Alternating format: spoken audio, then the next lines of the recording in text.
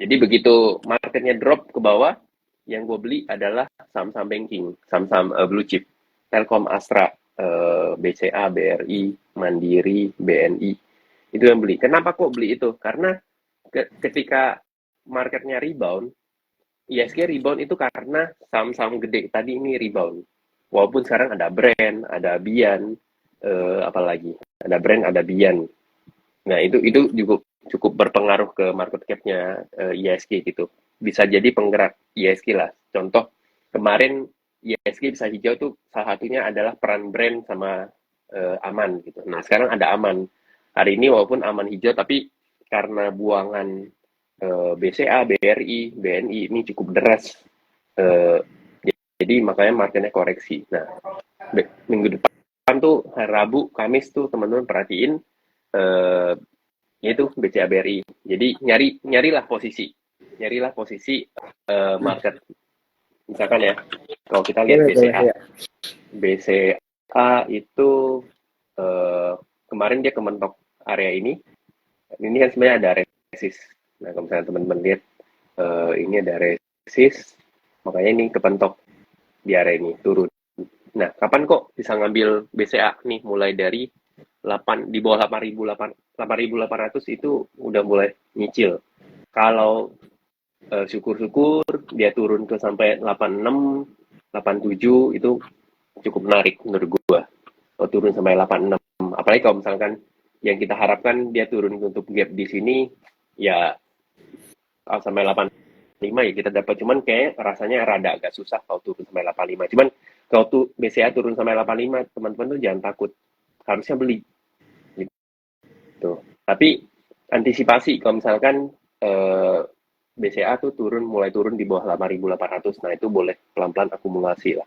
Akumulasi sampai 8650 karena chance menurut gue tuh chance IHSG untuk menguat setelah penurunan minggu depan itu mungkin cukup gede walaupun secara likuiditas masih kecil ya.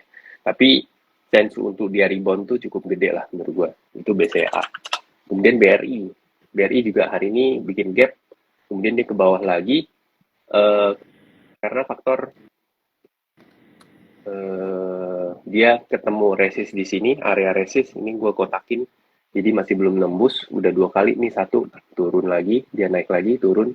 Nah, BRI perhatiin lagi, kalau misalkan dia turun sampai 49 di bawah 5.000 itu teman-teman boleh ngoleksi karena BRI di area 49 itu adalah area yang cukup kuat.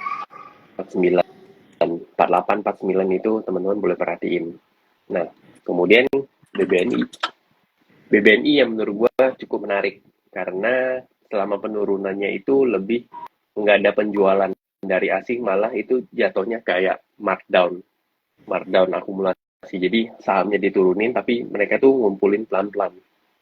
Nah itu BNI itu boleh diperhatiin, mungkin kalau dapat di bawah 48 di dekat 47 itu cukup menarik buat gua karena apalagi BNI dia bisa ngetes 46 47 itu kan, ini kalau kita lihat kan ada ini ya, ada tren lainnya gitu. Nah ini teman-teman tuh boleh manfaatin.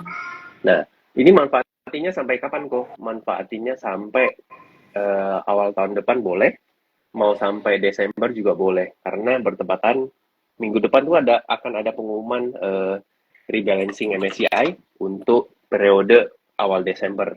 Nah itu pasti akan ada selain saham mana yang masuk dan keluar, pasti saham-saham seperti banking yang udah gue sebutin ini pasti akan ada weighting, penambahan bobot lah. Ini mungkin bobot di saham A dipindahin ke saham B atau pokoknya itu biasa MSCI paling gede lah. Nah, that's why kayak dulu Goto itu spike sampai 147 itu karena rebalancing MSCI. Nah, itu makanya teman-teman bisa manfaatin momentum itu. Gua rasa harusnya akan ada inflow ke Indonesia. Nah, BMRI bisa turun di bawah 57 ya. 57 ini juga teman-teman boleh pelan-pelan koleksi. Pelan koleksi sambil lihat foreign flow-nya di saham ini, inflow-nya gimana dari foreign flow. Kalau misalnya ada pembelian segala macam walaupun sahamnya turun ya teman-teman nyicil aja gitu. Tetap bisa dimanfaatin, entah itu kalian mau pegang untuk 2 minggu ke depan, atau mungkin eh, sampai sampai Januari itu juga cukup oke sih gitu, karena Desember itu cuma efektif 2 bulan, dua minggu kan. Oke. Soalnya begitu udah di atas tanggal 20 kan mereka biasa kan udah mulai libur. Nah, itu teman-teman boleh manfaatin. Nah, ini jangan, karena gue biasanya kebanyakan dari kita tuh begitu market rebound yang mereka cari itu saham-saham yang terliner, yang kecil. Jangan. Kalau kalian mau manfaatin momentum ISG-nya ya, porto kalian naik di saat ISG naik, ya kalian harus manfaatin blue chip-nya gitu. Itu lumayan gitu. Nah, itu teman-teman boleh perhatiin lah, termasuk Telkom Astra juga cukup oke. Terus tadi gue bilang Goto mulai menarik ya untuk trading. Goto, MTEK, Buka itu pokoknya tech related lah. Karena tech itu kan sensitif sama rate kan. Rate itu maksudnya suku bunga. Nah, cukup sensitif sama suku bunga, itu teman-teman bisa manfaatin. Jadi buat kondisi sekarang tuh kita nggak bisa main di sektor ini terus-terus, nggak bisa, karena likuiditas terbatas. Akhirnya mau nggak mau sektoralnya pindah-pindah terus, sangat cepat gitu. Paling ya mas, mungkin kalau sektoral secara konglomerasi, mungkin sekarang tuh Pak Prayogo Pangestu, brand cuan BRPT itu yang masih main lah, yang masih gerak, masih bisa kita dapat cuan, dapat profit dari situ gitu. Cuman selain itu kayaknya gua rasa nggak terlalu ada yang menarik gitu. Benar-benar saat ini tuh lagi sangat selektif banget bro kalau buat trading. Ya. Either lu Ya, ya. pegang lama atau tradingnya cuma nyari 2-3%. Iya. Oke, oke, oke. Jadi Gue sebenarnya belum tahu tentang cara lo ini sih, trading atau investasi. Lo nih berarti lebih ke arah trader lah ya daripada investor ya. Atau lo ada gua porsi-porsinya nih? gua karena ngurusin House of Trader Community, jadi eh kalau gue pribadi gue ada yang saham invest kayak BRI itu ada, kemudian beberapa lah kayak MLBI, kemudian ada beberapa saham yang benar-benar fundamental. Tapi karena gue ngurusin komunitas House of Trader Community ini yang mengharuskan gue menyediakan semua semua kebutuhan orang ada, jadi mau nggak mau gue harus pelajarin semua gitu bro.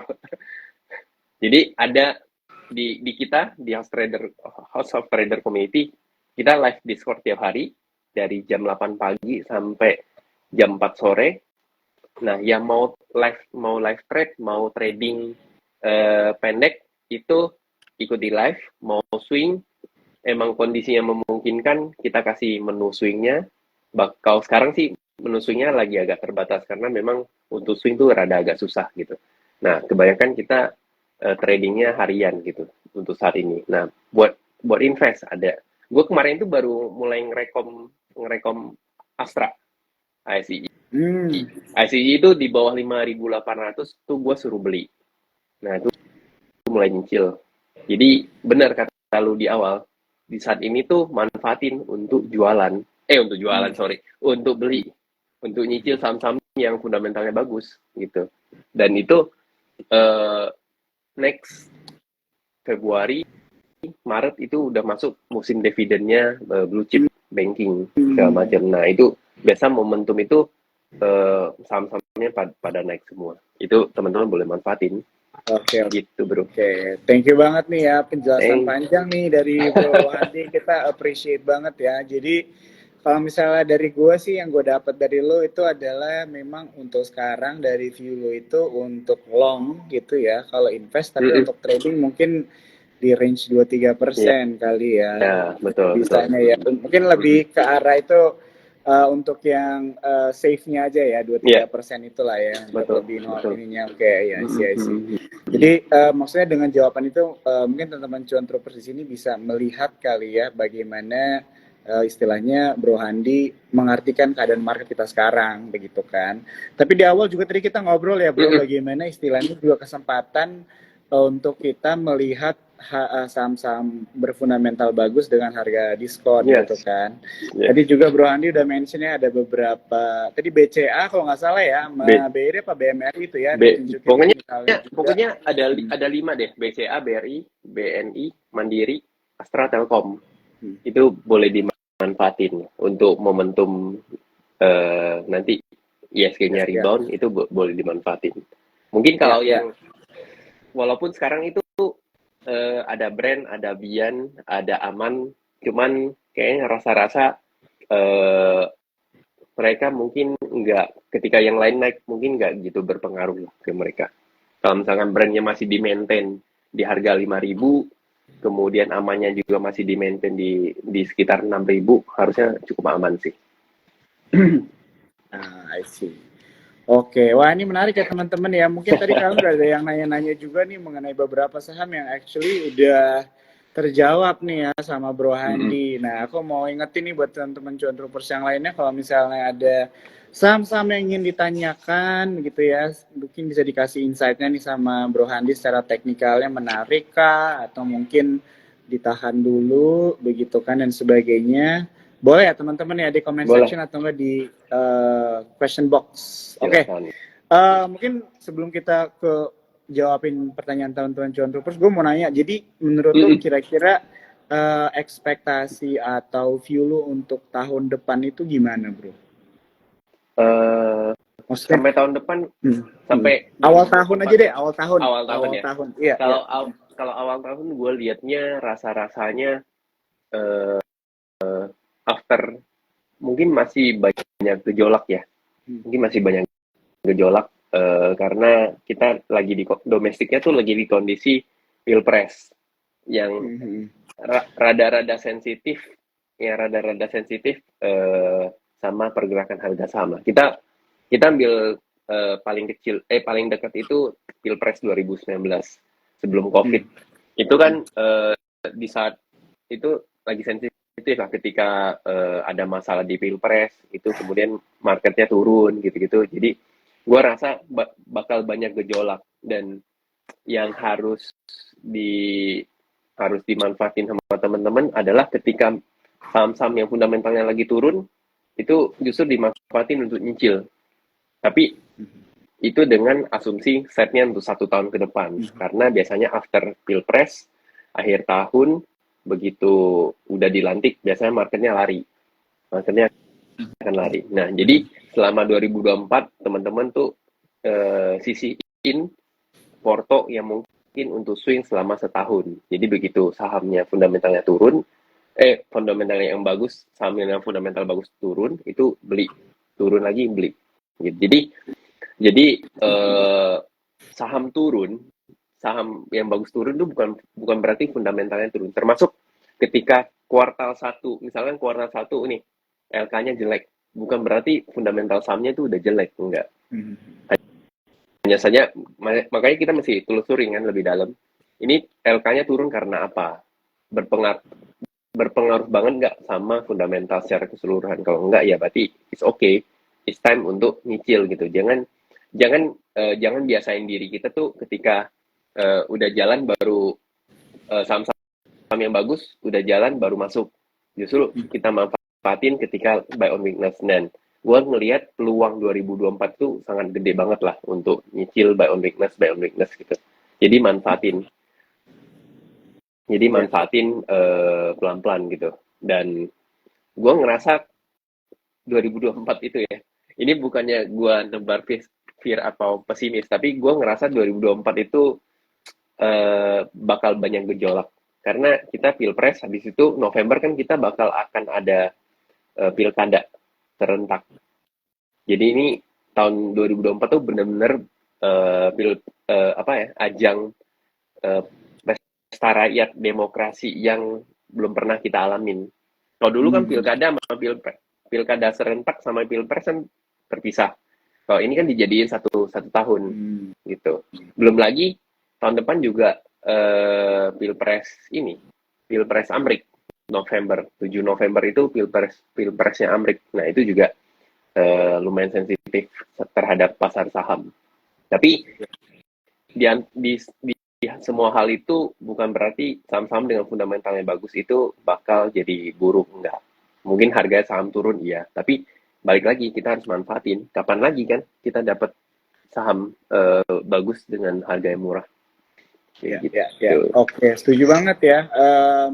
Mungkin next topik kita kali bro ya. Boleh kita Bahas bahas lebih panjang lagi. gejolak IHSG tahun depan gitu. Iya, benar. Ya, jadi benar juga. Boleh. Iya, soalnya sentimen-sentimen dari pemilu, pilkada jatuh di tahun yang sama gitu kan. Apalagi juga mungkin masih ada pertanyaan mengenai apakah recovery akan terjadi gitu kan di 2024 setelah apa yang terjadi di 2023 juga kan. Itu juga masih pertanyaan.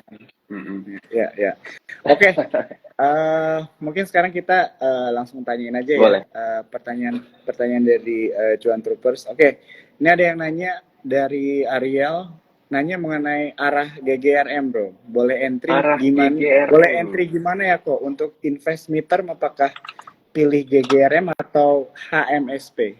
Oke. GGRM kita lihat dari teknikal dulu. Teknikalnya GGRM itu ya sekarang posisinya mungkin teman-teman udah paham, ini ada sedikit pola namanya, bentar gue nyari kuas mana. Ini ada pola namanya head and shoulder gitu. Ini udah neckline-nya udah jebol, targetnya sekitar